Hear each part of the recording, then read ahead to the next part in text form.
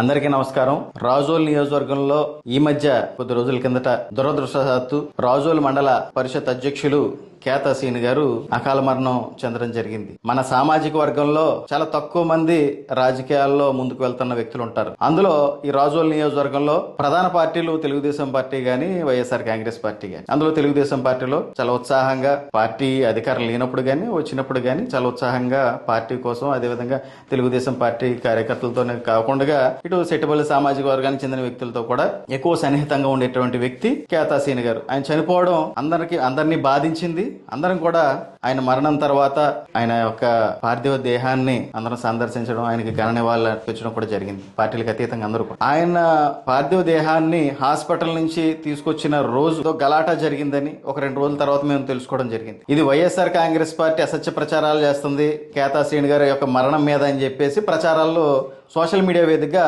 చూస్తా ఉన్నాం. అది అసలు ఏంటి, ఏం జరిగింది, అసత్య ప్రచారాలు ఏంటి అని మేము వివరాల్లోకి వెళ్తే, ఆయన పార్థివ దేహాన్ని తీసుకొచ్చిన రోజు రాత్రి పూట స్థానిక మంత్రి సుభాష్ గారు, అదేవిధంగా స్థానిక ఎమ్మెల్యే దేవవరప్రసాద్ గారు వచ్చినప్పుడు కొంతమంది ఎమ్మెల్యే గారి మీద స్లోగన్స్ ఇచ్చారు, ఆయన్ని ఇబ్బంది పెట్టే రకంగా చేశారని చెప్పేసి చెప్పడం జరిగింది. వివరాల్లోకి వెళ్తే అసలు వైఎస్ఆర్ కాంగ్రెస్ పార్టీకి చెందిన వ్యక్తులు ఎవ్వరు కూడా ఆ రోజు ఆ సమయంలో అక్కడ ఎవరు లేరు. మీరు అవసరమైతే కొన్ని వీడియోలు కూడా మా చేతికి అందాయి, అవి చూస్తే అందులో ఎవరు వైఎస్ఆర్ కాంగ్రెస్ పార్టీ కార్యకర్తలు గాని, నాయకులు గాని, సానుభూతి పరులు గాని ఎవరు లేరు. అందరూ కూడా తెలుగుదేశం పార్టీకి చెందినటువంటి వ్యక్తులు, అదేవిధంగా సెట్టుబల్లి సామాజిక వర్గానికి సంబంధించిన సంఘ పెద్దలు ఉండడం జరిగింది. దీంట్లో వైఎస్ఆర్ కాంగ్రెస్ పార్టీ నాయకులకి అసలు ప్రమేయం ఏముంది? కేతాసీని గారి యొక్క మరణాన్ని గురించి మాకు అసత్య ప్రచారాలు చేయాల్సిన అవసరం ఏముంది? ఈ సందర్భంగా వాళ్ళని అడుగుతా ఉన్నా. ఎవరైతే తెలుగుదేశం పార్టీ సెట్టుబల్జ నాయకులు ఖండిస్తా ఉన్నామని చెప్పి ఒక స్టేట్మెంట్ ఇచ్చారో,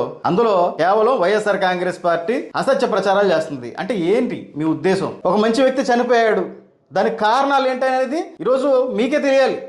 తెలుగుదేశం పార్టీ నాయకులకి, కార్యకర్తలకే తెలియాలి. మీరు ఈరోజు మన సామాజిక వర్గంలో నాయకులే తక్కువ, ఈరోజు సెట్టుబల్లి సామాజిక వర్గంలో ఉన్న నాయకులే తక్కువ. ఉన్న నాయకులను కూడా కాపాడుకోలేని దౌర్భాగ్య పరిస్థితులు మనం ఎలా ఉన్నాం అనేది ఆలోచించడం మానేసి, కేతాసీని గారు చనిపోయిన తర్వాత వచ్చిన వీడియో అది కూడా షేర్ చేసింది అందరూ తెలుగుదేశం పార్టీ నాయకులు, కార్యకర్తలే. ఏంటంటే కేతాసీని గారిని అభిమానించే వాళ్ళు అవ్వచ్చు, తెలుగుదేశం పార్టీని అభిమానించే వాళ్ళు ఎవరు షేర్ చేశారు. సోషల్ మీడియా అంతా, ఫేస్బుక్ కానీ, వాట్సాప్ లో కానీ అన్ని మన సెట్టుబల్లి గ్రూపులు అన్నింటిలో కూడా అదే షేర్ అవుతుంది. అందులో ఆయన మాటలు క్లియర్ గా మాట్లాడాడు. ఏమని?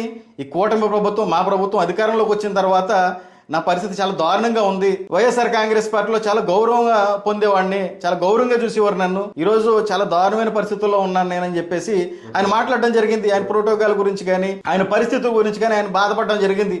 సాక్షాత్తు ఎమ్మెల్సీ గారు ఉన్నారు, polit bureau member Reddy Subrahmanyam గారు ఉన్నారు, వాళ్ళందరి ముందు. అది నిజం కాదా? ఆయన వాయిస్ కాదు ఎవరైనా క్రియేట్ చేసి చెప్పారంటే చెప్పండి. దాన్ని కూడా ఎక్కడ కూడా మేము ప్రొజెక్ట్ చేయలేదు. అది ప్రొజెక్ట్ చేసుకున్నది కూడా, ఆ వీడియోని ప్రొజెక్ట్ చేసుకున్నది కూడా టీడీపీ సానుభూతి పరులే. దీంట్లో వైఎస్ఆర్ కాంగ్రెస్ పార్టీకి సంబంధం ఏంటండి? మాకు అవసరం ఏముంది? ఒకటే మేము బాధపడ్డది ఏంటంటే, మాలో ఒక నాయకుడు, మంచి నాయకుడు కోల్పోయామని బాధపడ్డాం తప్ప మేము ఎక్కడ కూడా సత్యమా అసత్యమా అనేది మేము ఎక్కడ కూడా ప్రచారం చెయ్యలేదు. కాబట్టి దీంట్లో మీరు అసత్యం ఆడుతున్నారా, లేకపోతే మీ నాయకులు, లేకపోతే తెలుగుదేశం పార్టీ సానుభూతి పరుల అసత్యాలు ఆరోపణలు చేస్తా ఉన్నారనేది మీరు ఇంటర్నల్ గా చేసుకోవాల్సిన విషయం. మీరు ఇంటర్నల్ గా జరుగుతున్న వ్యవహారాన్ని మా మీద ఆపాదిస్తా ఉన్నారు. ఇది చాలా తప్పు. దయచేసి మీరు అందరూ సరి చేసుకుని